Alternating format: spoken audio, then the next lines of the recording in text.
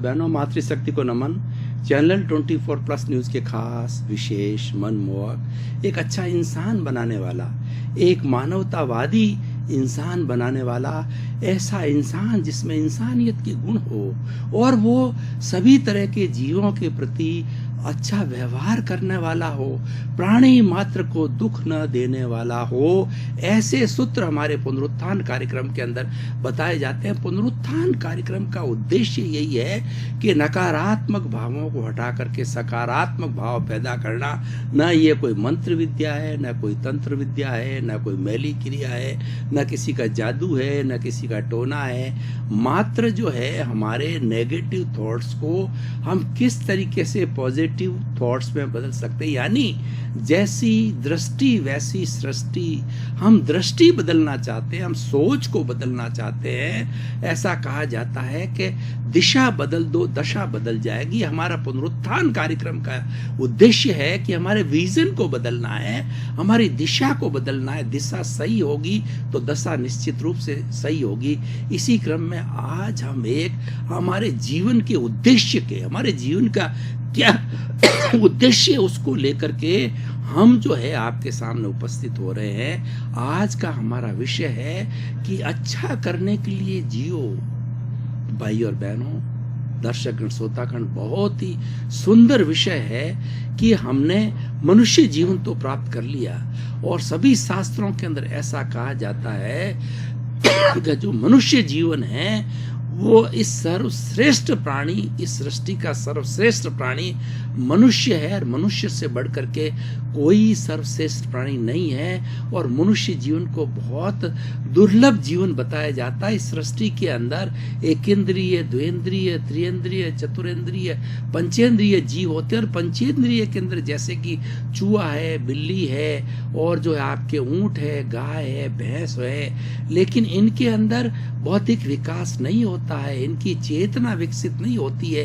कहने को तो ये भी पंचेंद्रिय कहलाते हैं, लेकिन मनुष्य एक ऐसा प्राणी है जिसके पास में 5 इंद्रियां विकसित रूप से है और उसका मन है वह बहुत ही इंटेलिजेंट मन है। उसकी बुद्धि है बहुत तार्किक बुद्धि है, उसकी प्रज्ञा है बहुत समृद्ध है, उसका चित्त बहुत समृद्ध है और उसके साथ में अहंकार भी है। और कुल मिलाकर के उसकी जो चेतना जो है वो बहुत ही विकसित है। इसीलिए मनुष्य को जो है सर्वश्रेष्ठ प्राणी कहा जाता है। अब हमने सर्वश्रेष्ठ स्थान तो प्राप्त कर लिया, हमने दुनिया में नंबर 1 स्थान प्राप्त कर लिया। मनुष्य जो है इस सृष्टि का, इस दुनिया का सबसे नंबर 1 व्यक्ति बनना चाहता है। तो भाई और बहनों, दर्शकगण श्रोतागण, मैं कहना चाहूंगा कि आपको ईश्वर ने पूरी सृष्टि का नंबर 1 बना दिया है। नंबर 1 बना करके आपको भेजा है। आपके पुण्य के कारण आपको ये मिला है। परंतु प्रश्न ये कि नंबर 1 को जो है नंबर 1 कैसे बना के रखना है। और हमारे जन्म से मृत्यु के बीच का जो काल होता है वो जीवन कहलाता है। जीवन जो है एक नदी के 2 तट है। एक तट जो है हमारा जन्म है और दूसरा तट मृत्यु है। उसके बीच में जो पानी बहता, वो धाराएं बहती है, वो हमारा जीवन होता है। इन धाराओं में कई उतार चढ़ाव आते हैं। नदी को आपने कभी देखा होगा तो नदी कहीं उफान पे आ जाती है, कहीं धीरे हो जाती है, कहीं टेढ़ी हो जाती है, कहीं मेढ़ी हो जाती है, कहीं पहाड़ को तोड़ती है, कहीं पहाड़ के ऊपर चढ़ जाती है। यानी उतार चढ़ाव आते हैं। तो हमारे भी जीवन के अंदर कई अप्स एंड डाउन्स आते हैं, कई उतार और चढ़ाव आते हैं। तो अब प्रश्न हम आज इस एपिसोड के अंदर पूरी इस बात की व्याख्या करेंगे कि अच्छा करने के लिए जियो। आप जब आप में होश आए तो अपने जीवन का लक्ष्य बना लो कि मुझे अच्छा करना है। उसके लिए मैं आपको 3 सूत्र देना चाहता हूँ। मैं एक शिक्षक हूँ, एक प्रोफेसर हूँ, तो मैं अपने विद्यार्थियों की जब 45 मिनट्स की क्लास लेता हूँ तो 3 सूत्र पहले 3 बार बुलाता हूँ। आपको 3 बार नहीं बुला करके 1 बार बुलाऊंगा। उससे सारी थ्योरी स्पष्ट हो जाएगी कि अच्छा जीवन जीने के लिए क्या सूत्र है। आखिर हम अच्छा कैसे बने, अच्छे के लिए कैसे जिएं, उसके लिए 3 सूत्र बड़े सटीक, बड़े काम के, बड़े उपयोगी, बड़ी सार गर्भित है। उसमें से पहला है थिंक पॉजिटिव, यानी आपकी सोच हर वक्त सकारात्मक होनी चाहिए। दूसरा है कि डू पॉजिटिव, आप जितना भी कार्य करो पॉजिटिव करो, नेगेटिव पॉजिटिव मत करो, नेगेटिव मत करो। ये आप करने लग जाओगे तो उसका निष्कर्ष मिलेगा बी पॉजिटिव, आप अच्छे हो जाएंगे। इसी की मैं आज सारी व्याख्या करूंगा। पहले थिंक पॉजिटिव, बहुत ही सुंदर जो है ये स्लोगन है, नारा है, बहुत छोटा है लेकिन अच्छा जीने के लिए, अच्छा करने के लिए सूत्र बहुत ही उपयोगी है। कहने का अर्थ होता है कि हमें जो ये मन वचन काया रूपी जो शरीर मिला है, ये हमारे पिछले जन्म के कर्मों के भुगतान के लिए मिला है और पूरे जीवन भर वो भुगतान चलता रहता है। हम किसी की सेवा करते हैं, कोई हमारी सेवा करता है, कभी डेबिट होता है, कभी क्रेडिट होता है। आपने कभी बैंक अकाउंट खुलाया होगा तो बैंक अकाउंट के अंदर लेन देन चलता है, वहां पर 2 ही खाने होते हैं, डेबिट और क्रेडिट है, उसको घटाया जाता आपस में तो निष्कर्ष निकल जाता है कितना लेना है या कितना देना बाकी है। तो ये सारा जिंदगी भर डेबिट क्रेडिट होता है। आपने देखा होगा कि कोई आपका पुत्र बन करके और आपके साथ में कुव्यवहार करता है, आपको घर से बाहर निकाल देता है और आपकी बेइज्जती करता है और आपको दर दर की ठोकरें खाने के लिए माता पिता को वो सड़क पर डाल देता है, उनको भगवान के भरोसे छोड़ देता है, उसको कुंभ के मेले के अंदर बुजुर्ग माता पिता को छोड़ करके आ जाता है। क्या ये संतान को करना चाहिए?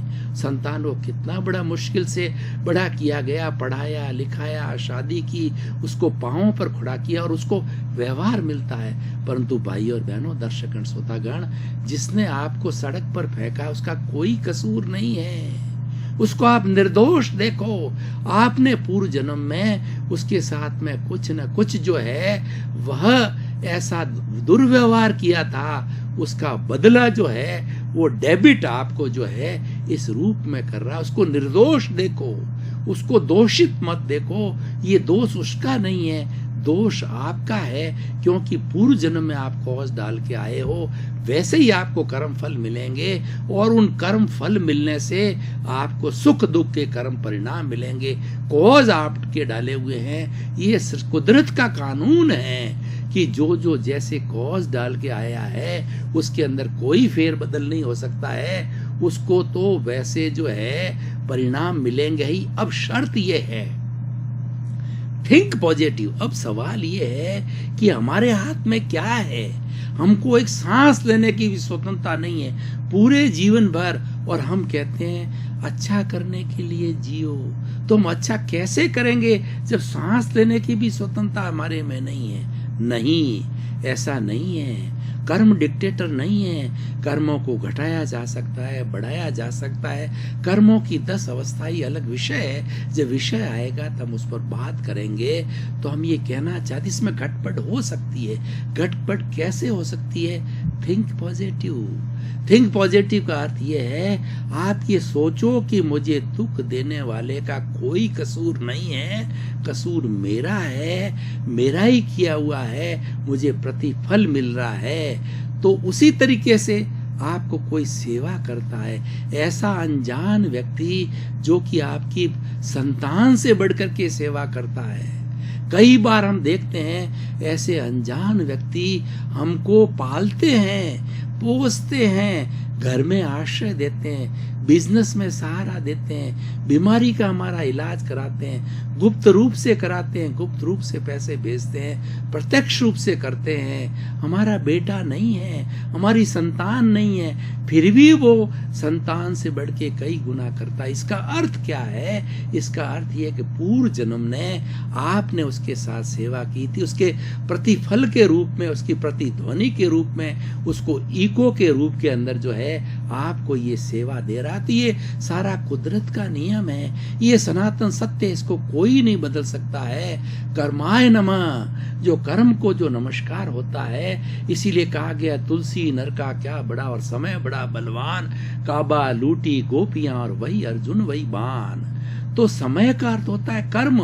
व्यक्ति का अच्छा कर्म आता है तो वो कितनी हाइट्स को प्राप्त कर लेता है, और व्यक्ति का जब पुण्य उदय में आता है तब बढ़ जाता है, और पाप उदय में आता है तो कितना धराशल के अंदर चला जाता है। अभी आप उदाहरण देखिए, हमारे रिलायंस ग्रुप के दो भाई मुकेश अंबानी और अनिल अंबानी दोनों एक ही माता के और पिता के जाए हुए हैं, और कोई समय में दोनों समान रूप से थे, लेकिन समय खराब आया। अनिल भाई का 550 करोड़ का कर्जा हो गया।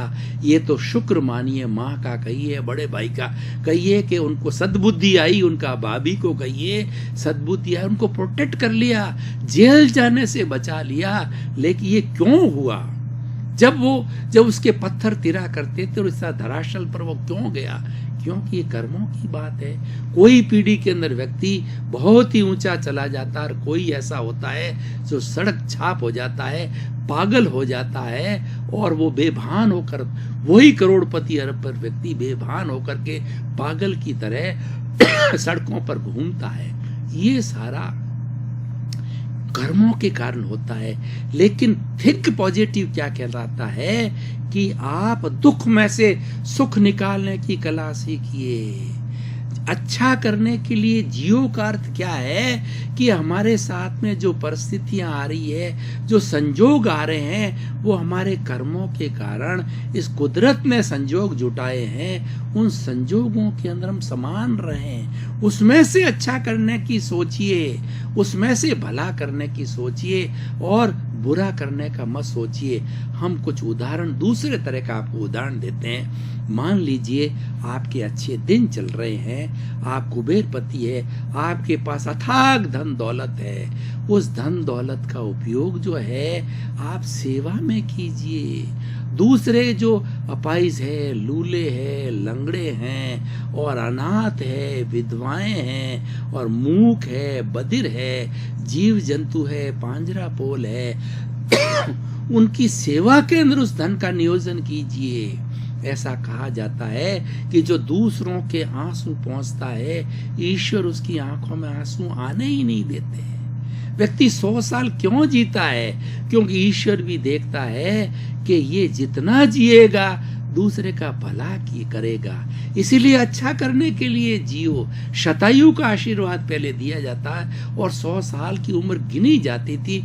किस लिए गिनी जाती थी? कि हमारे जो 4 आश्रम बने हुए थे बड़े संतुलित थे, वो अहंकार रहित थे, वो राग द्वेष रहित थे, वो अच्छा जीवन जीने के लिए थे, वो लोगों का भलाई करने के लिए थे, लोगों का उपकार करने के लिए करता था। कि देखिए हमारा शरीर है, और हमारा घर है, हमारा परिवार है, हमको रोटी कपड़ा मकान शिक्षा चिकित्सा सब चाहिए, पर आप देखिए कि इस पृथ्वी माँ ने, इस नेचर ने 84 लाख जीवा योनि के असंख्य प्राणियों को जन्म दिया, और उसने गारंटी ली है कि मैंने तुमको जन्म इसलिए दिया है कि जिसको जन्म दिया है मैं सबका भरण पोषण करूंगी। माँ बाप अपने बच्चों को जन्म देते हैं तो गारंटी लेते हैं हम जीते रहे तो तुम्हें सबको जो पैरों पर खड़ा करेंगे, और कितना ही दुख पाए हर माँ बाप अपनी संतान को पैरों पर अच्छी तरह से खड़ा करता है। तो ये सारा जो है वो करते हैं, लेकिन प्रश्न है कि हम जो है अच्छाई क्यों ना करते हैं। व्यक्ति के अंदर स्वार्थ होना बुरी बात नहीं है, लेकिन कुत्ता भी जो है अपना पेट भरता है, और पेट भरता क्या है वो तो हमारी नेचर हमें उपलब्ध कराती है, लेकिन ये तो आराम से हो जाता। इससे आगे क्या, इसके आगे क्या है वो आज का विषय है कि अच्छा करने के लिए जियो। आपके पास में जितनी संपत्ति है उसके अंदर आप सेविंग कीजिए, लोगों की भलाई के लिए सेविंग कीजिए। हर क्षण प्रतिदिन कुछ न कुछ भला कार्य करिए। तन की सेवा करिए, मन की सेवा करिए, धन की सेवा करिए। आपके पास के अंदर अगर धन नहीं है, छोटी छोटी सेवाएं आप कर सकते हैं कि सड़क के ऊपर कोई बेचारा वृद्ध चल रहा है या कोई अंधा चल रहा है या कोई भी जो है वो कहना चाहिए बधिर है, सुनाई नहीं देता है, आपको ये मालूम पड़ जाए कि ये व्यक्ति इस तरीके का जो है हैंडीकैप है, उसकी आप सेवा करके उसका हाथ पकड़ के सड़क पार करा दीजिए। उसकी बहुत बड़ी रिलीफ है। कोई वृद्ध व्यक्ति है जो कि रेलवे स्टेशन के पांवदान पर चढ़ नहीं सकता, उसके पास लगेज जो गिर सकता है, तो उसकी थोड़ी सी आप हेल्प कीजिए, उसके लगेज को अपने हाथ लेकर उसको गंतव्य तक पहुंचाइए। ये सारी सेवा के सैकड़ों प्रकल्प है और व्यक्ति अच्छा करने के लिए जीता है। हर व्यक्ति रास्ता निकाल लेता है।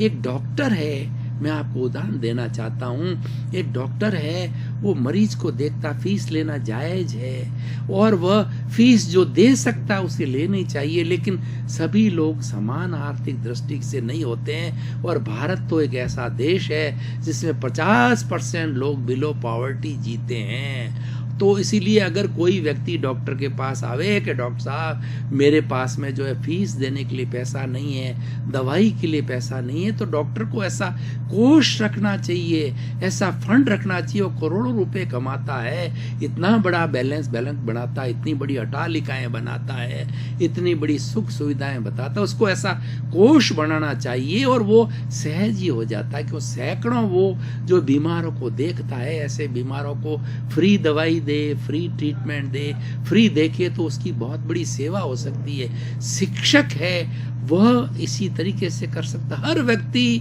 जो है ऐसा कर सकता है। एक झाड़ू निकालने वाला व्यक्ति भी अगर सेवा करने का संकल्प बनावे, सड़क साफ करने वाला, तो वह भी देखे कि मेरी ड्यूटी है कि यहाँ पर गंदगी बहुत ज़्यादा पड़ी है, अगर इस गंदगी को नहीं हटाया तो बीमारी फैल सकती है, बहुत से वायरस पैदा हो सकते हैं। आजकल ये वायरस सब गंदगी से आते हैं, उसको वो हटाता है, ये अब बहुत बड़ी सेवा है। और स्वच्छ भारत का जो आज अभियान चल रहा है, ये बहुत बड़ा सेवा का प्रकल्प है। तो मैं ये कहना चाह रहा था, थिंक पॉजिटिव की बात है, उससे जुड़ी बात है कि डू पॉजिटिव।